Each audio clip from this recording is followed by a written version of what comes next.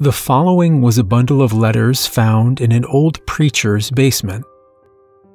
My name is Everett Michael Barrens, and I'm ashamed to say I am 125 years old.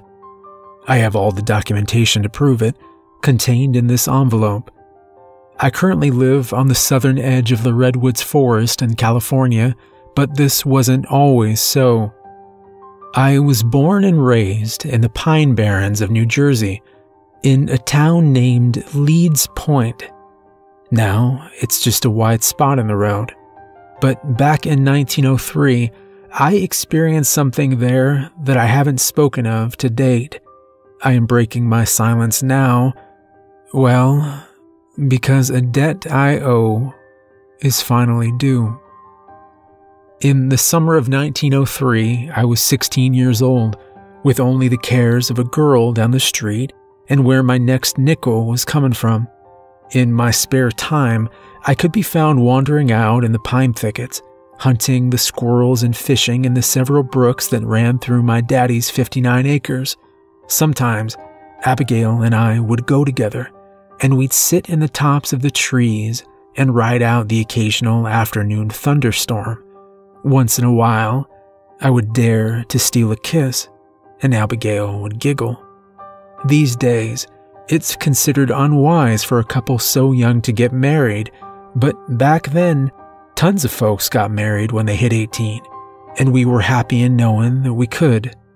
But on July 3rd of that bastard of a summer, I lost her, and I prayed to a God that I no longer believe in for a chance to get her back. July 2nd started like any other day. I woke up before sunrise with Daddy, helped him feed the few cows we had, and rode my horse, Zip, down to the drugstore for a newspaper. The only important thing I remember reading was that Ed Delahanty had died, an old baseball player that not many even remember. We also had a town picnic planned every July 4th, and the back page had a bit about that. Anyway, I was jabbering with a man on the corner outside the general store when Zip started acting all skittish. I got him settled down in time to see the shadow pass below me. At first I thought it was just an old, sandy crane flying lower than usual, but I looked up and saw something a good bit bigger. It was right in the sun, so I couldn't see much more than a silhouette, but it looked like a Pegasus with someone riding it. And I would swear on my old leather Bible that it had a forked tail. The man I'd been conversing with, he saw it too. We just looked back at each other with a "what the blazes was that" look on our faces, and then back up at the sky. It was gone. We searched the horizon with our hands over our brows, but didn't see anything. I don't remember exactly what the man said to me after that, but it was something about needing to go home. I galloped Zip home, careful not to exert him too much because it was very hot that year. I stopped by Abigail's to see if she'd seen it too, but after offering me some pie, her mother said she had gone out picking blueberries for the town picnic. I told her how obliged I was for the pie and went on home. At home, I told Daddy what I'd seen, and he laughed that low, sort of Santa-like laugh that said I was just a youngster that had spent too much time in the sun. I went to sleep that night feeling a little uneasy. It wasn't very often in the summer that I didn't see Abigail for a whole day, and on top of that, I saw something. I kept telling myself that Daddy was right, that I'd just been out in the sun too long and looking right into it, and that caused me to see things that weren't there. But you have to understand, dibooks, devils, and the like weren't considered an impossibility back then. Science and medicine hadn't come so far, and people still thought that a ghost was something as simple as a cold spot in the road. Not to mention, I was a naturally curious boy. I wanted to know what I saw. It seemed like I'd only been asleep for a couple minutes when Daddy was waking me up with a candle in his hand. I got the feeling pretty quick that something wasn't quite right. I heard voices in the kitchen. Daddy had a face on that said not to ask questions. I got up, pulled on my overalls and boots, and went through the swinging door into the next room. Abigail's mother was sitting in Daddy's old rocking chair, crying. A few of the other men from town were out on the front porch, talking in almost whispers. I could see one had an old Remington side by side through the front window. "Abigail. She didn't come home tonight," Daddy whispered as I walked out on the porch. My heart almost bounded out of my chest as I ran through a whole list of places she could be. But according to the old clock in the living room, it was almost 2 in the morning. Abigail wasn't one to disobey her mother. Her father, God rest him, had raised her right, and when he died working on the railroad, it tore her up.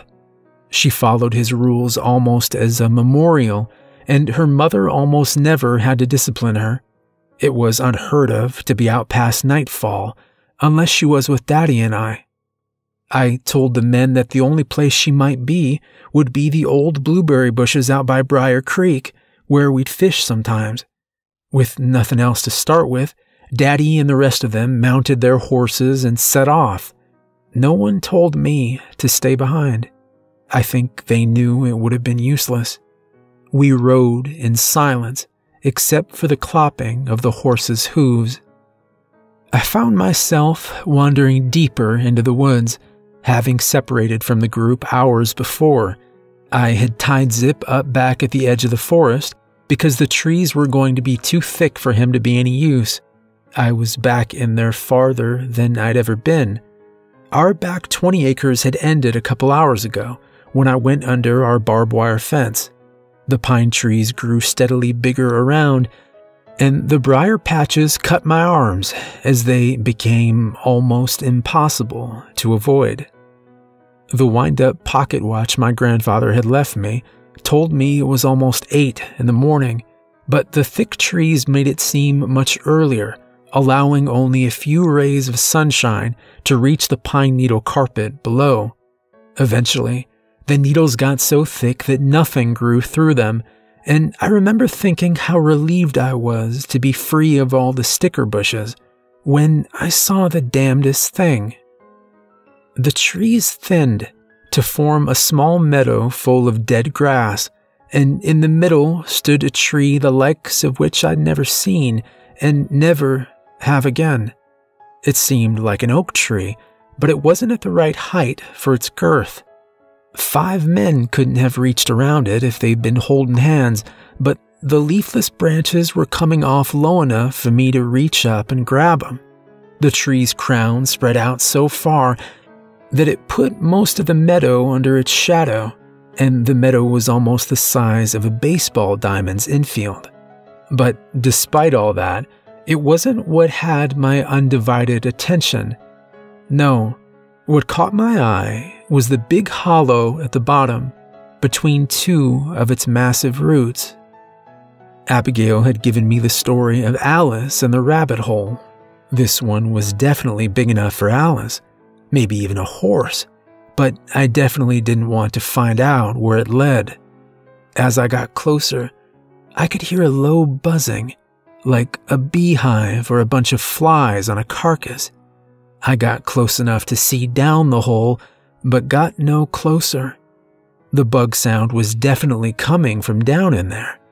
I stared down only for another moment before it suddenly stopped, and I heard the dead grass breaking behind me. I saw it clearly for the first time. A Pegasus stood not 20 feet from me, stomping the earth with its nailed hooves. I followed its legs up, seeing its fur. It was the color of blood when it's been out in the air too long.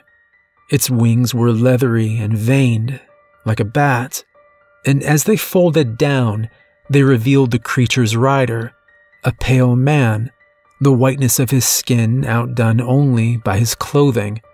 He had bright blonde hair and dark eyes, and his gaze made the hair on my arms stand straight up.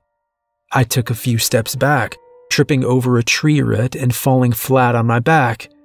I heard the man come off his horse as I got back up to my feet. "Hello there," he said, in a voice as sharp as a razor, but smoother than the leather you'd sharpen it on. "I suppose you must be Mr. Barrens. I thought you might find your way here, strong-spirited as you are." I stood there, still afraid to say much of value. The fact that he knew my name, although we'd never met, hadn't occurred to me. I opened my mouth to say something, anything, but all I could do was look from that ruined stallion back to its jockey, in disbelief. "Oh, speechless, I see," he continued. "Well, I have that effect on most of the people I encounter. Something about my pallor, I suppose." With that, he walked to his monstrosity's front end and patted him on the snout just before feeding him something that looked like an oversized chicken liver. He patted it again and kept on. "Still looking for your friend, I presume? How silly of me. Of course you are. Well, I'm pleased to inform you that she is perfectly safe, for the moment." "Oh, come on now. Let's do away with that oafish jaw flapping. You'll swallow a fly." Something about his taunting gave me the swift kick in the ass I needed to speak up. "Yeah, I'm looking for her. I reckon you know where she is, by what you just said. I'd like her back, if you feel so obliged," I stammered. "Well, of course. I expected as much. And you have manners. What a surprise. Humans seem to lose their etiquette decades ago, but you, sir, are an exception. Americans especially, they are so unrefined. But I digress. I will return her to you in due time, but of course that is contingent on your submission. Are you willing to negotiate?" The man spoke with the giddiness of a small child excited about a new toy to play with, but I swear up and down that he had plenty more smarts than he let on. He was trying to play opossum with me. He already knew I would have done anything for Abigail. He'd caught me at a time when hormones were doing most of my thinking, and he would have bet the farm on it. "I'm not leaving here without her. What do you want?" Now, don't lose your cool, Mr. Barrens, or the outcome of your predicament will not conclude in your favor. So, back to business.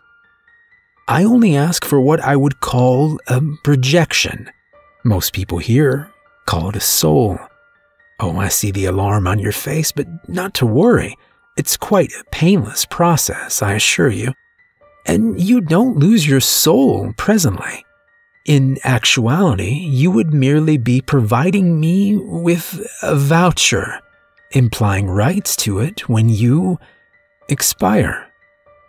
He cackled with amusement after he finished up, and my mind had been running faster than a greyhound for a rabbit since he'd started.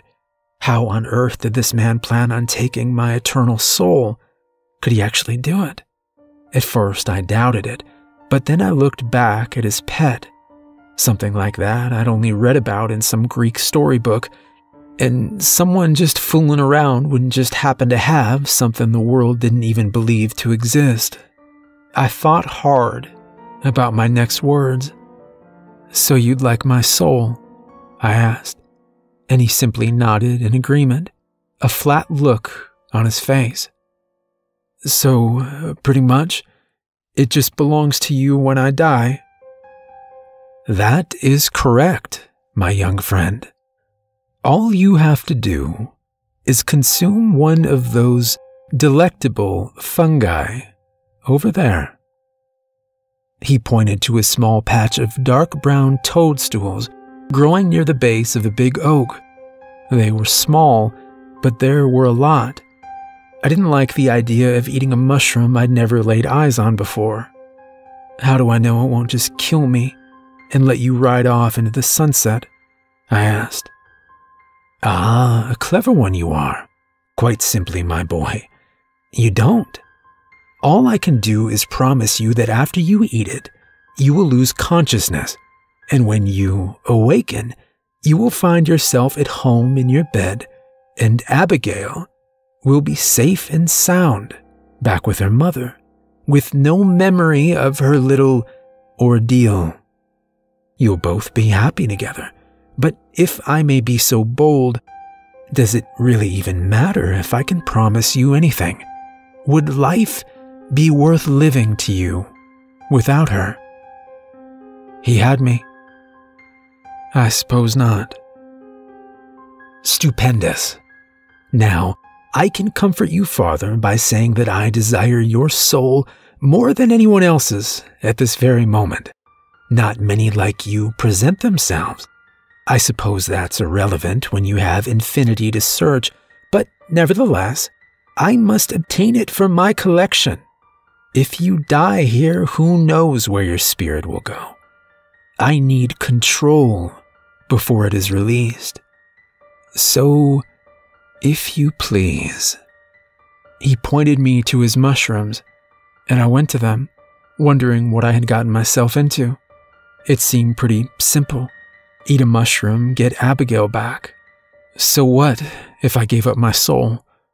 It was worth it to save my girl. I reached down and tried to find the smallest one I could. I picked one, and after a minute I finally worked up the nerve to put it in my mouth. It felt slimy and unnaturally cold for the summer heat. I looked at the man, fully immersed in the grooming of his animal, and continued chewing, swallowing the bits as quickly as I could to get rid of the taste. It was awful, worse than the toad I'd licked as a youngster, playing like one of those folks from the old Grimm's book.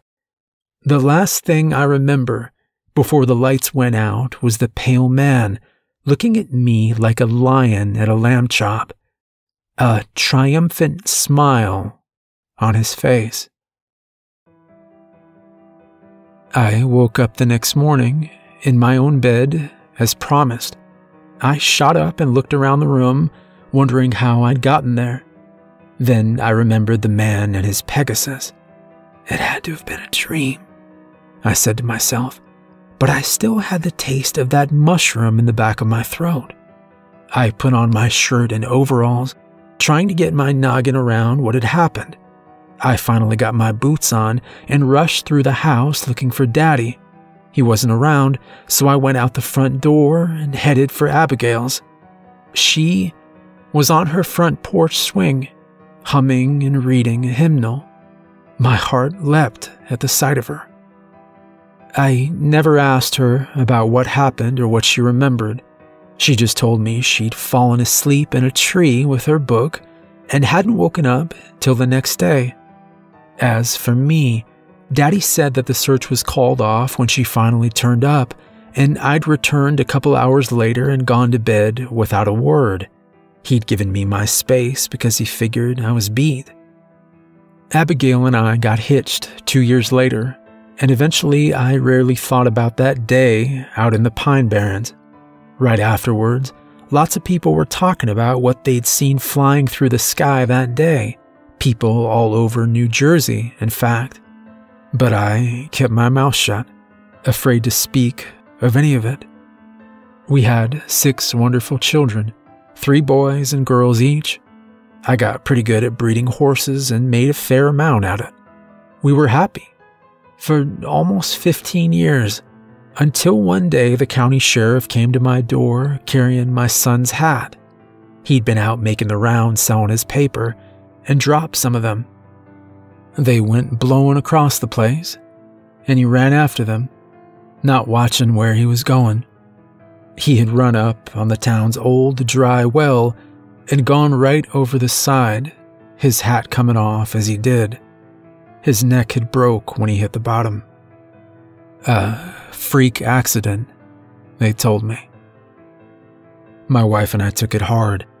took us almost 2 years to get back to normal, and just when things started seeming okay, our next oldest died, in a way I prefer not to recollect. She was beautiful. I'm gonna make the rest quick. The rest of Abigail and I's children died one by one, each death as violent as the next, over the next 3 years. We endured what no parent should, having to bury our own children.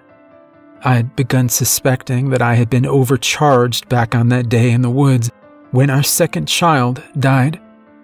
By the time our last one was gone, I decided that I would jump off the dam downriver. I got as far as the road across it, but then I couldn't do it to Abigail. She'd been through just as much, and she was being so strong. It wasn't fair for me to be a coward. Then, on my 45th birthday, Abigail went to the doctor because she just couldn't find any energy. All the doctors in New Jersey knew it was a blood problem, but they couldn't figure out exactly what. Everything they tried seemed to work for a while, and then became completely useless. She struggled through it for 20 years. Some days Abigail would be almost normal, but on others she would cry out from bed to our dead children. It chilled me to the bone, and I couldn't stand to watch her waste away, knowing that every minute of it was my doing. She suffered until she was 64 years old, and finally, gracefully, she passed. So here I am, 125 years old. I watched all my children die horribly, and watched my only love struggle against the dark for 2 decades.